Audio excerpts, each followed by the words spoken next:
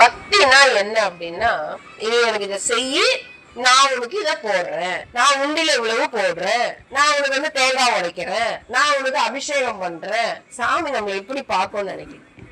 நம்ம அப்ப கடவுள்கிட்ட என்ன பண்ணிட்டு இருக்கோம்னா வியாபாரம் தான் பண்றோம். ஒரு தாய் வீட்டுக்கு பொண்ணு வருது, திருமணம் முடிச்சு போயிட்டு பொண்ணு வரா, 10 நாளா வந்து பாக்கல, இல்ல ஒரு மாதமா வரவே இல்லை. அம்மாவை அப்படியே ஒரு போன் இல்ல, ஒரு வாட்ஸ்அப் இல்ல, ஒரு எதுவுமே மெசேஜ் இல்ல. அம்மா பத்திரவாங்க. வரும்போது எப்படி வரணும்? 1 மாதம் கழிச்சு வரா.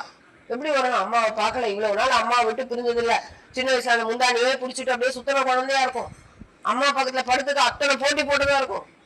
அம்மா போயிட்டாங்கன்னா ஓட அழுவதா இருக்கும். இப்ப கூட பாருங்க, நிறைய குழந்தை நான் அழுவோது பாப்பேன். அப்புறம் பாரு அப்படின்னு நினைப்பேன். இப்பவே வந்தவள என்னம்மா வந்த அப்படின்னு கேட்டா, அம்மா 1 மாசமா பாக்கல, என்னம்மா வந்தேன்னு கேக்குற, உன்னை பார்க்கதான் வந்தேன் அப்படின்னு சொன்னா உள்ளுக்குள்ள ஒரு சந்தோஷம். குழந்தை போன் பண்ணலனாலும் நம்மளை பார்க்க